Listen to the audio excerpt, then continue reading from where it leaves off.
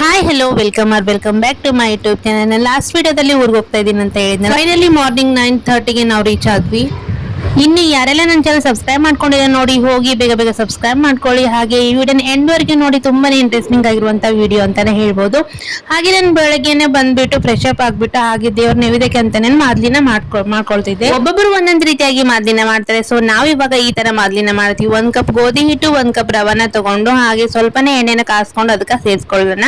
ಹಾಗೆ ನಾವು ಸ್ವಲ್ಪ ನೀರನ್ನ ಹಾಕ್ಬಿಟ್ಟು ಗಟ್ಟಿಯಾಗಿ ಹಿಟ್ಟನ್ನ ನಾದ್ಕೊಳ್ಬೇಕು. ಯಾವುದೇ ತರ ಇದನ್ನ ನಾವು ನೆನೆಸ್ಕೊಳ್ಕೊಳ್ಳೋ ಅವಶ್ಯಕತೆ ಏನಿಲ್ಲ. ಹಾಗೇನೆ ನಾವು ನಾದ್ಕೊಂಡು ಗಟ್ಟಿಯಾಗಿ ಹಿಟ್ಟನ್ನ ನಾದ್ಕೊಳ್ಬೇಕು. ನಾವಿದನ್ನ ನೈವೇದ್ಯಕ್ಕೆ ತಗೊಂಡು ಹೋಗ್ತೀವಿ ಮಾದ್ಲಿನ. ಒಬ್ಬೊಬ್ರು ಒಂದೊಂದು ರೀತಿಯಾಗಿ ಮಾಡ್ತಾರೆ, ನಾವು ಈ ತರ ಮಾಡ್ಕೊಳ್ತಾ ಇದೀವಿ. ಹಾಗೆ ನಾನು ನೋಡ್ತಾ ಇದ್ರೆ ಈ ತರ ದಪ್ಪ ದಪ್ಪವಾಗಿ ಲಟ್ಟಿಸ್ಕೊಂಡು ತವ ಇಟ್ಕೊಂಡು ಅದಕ್ಕೆ 2 ಸೈಡ್ ಚೆನ್ನಾಗಿ ಬೇಯಿಸ್ಕೊಂಡು ನಾವು ಇದನ್ನ ಒಂದ್ 5 ನಿಮಿಷ ನಾವು ಇದನ್ನ ತಣ್ಣಗಾಗ್ಲಿಕ್ಕೆ ಬಿಟ್ಬಿಟ್ಟು ನಾವು ಇದನ್ನ ಪೂರ್ತಿಯಾಗಿ ಮಿಕ್ಸಿ ಮಾಡ್ಕೊಳ್ಬೇಕು. ಅವಾಗೆಲ್ಲ ಏನಿತ್ತು, ಮಾದ್ಲಿ ಮಾಡೋಕೆ ಅಂತಾನೆ ಮಾದ್ಲಿ ಮನಿ ಇತ್ತು. ಸೊ ಅದ್ರಲ್ಲೇನೆ ಮಾಡ್ತಿದ್ರು. ಇವಾಗ ಏನಿಲ್ಲ, ಮಿಕ್ಸಿಲೇ ಮಾಡ್ಕೊಳ್ತಿದ್ವಿ.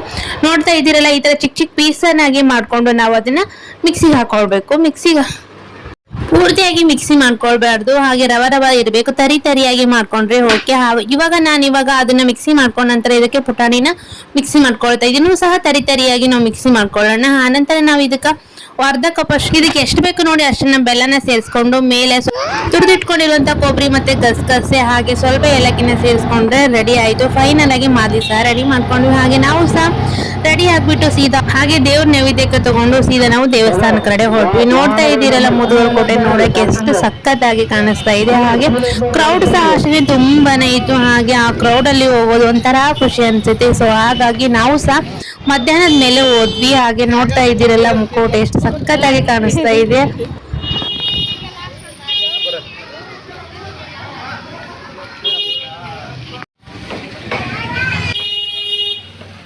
ಹಾಗೆ ಇಲ್ಲಿ ಬ್ಯಾಟಿ ಮಾಡೋರು ಸಹ ಬ್ಯಾಟಿ ಮಾಡ್ತಾರೆ. ನೋಡ್ತಾ ಇದ್ರಲ್ಲ, ಅಕ್ಕಪಕ್ಕ ಎಲ್ಲ ಬ್ಯಾಟಿ ಮಾಡ್ತಾ ಇದ್ರು.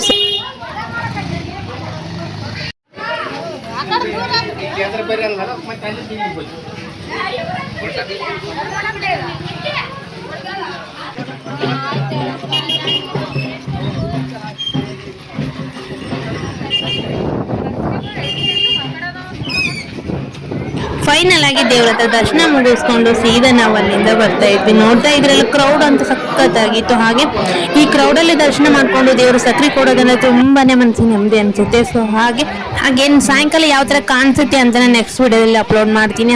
ಇದಾಗಿತ್ತು ಇವತ್ತಿನ ವಿಡಿಯೋ. ಮತ್ತೆ ಮುಂದೆ ನೋಡಿ ಸಿಗ್ತೀನಿ. Thank you for watching. Bye.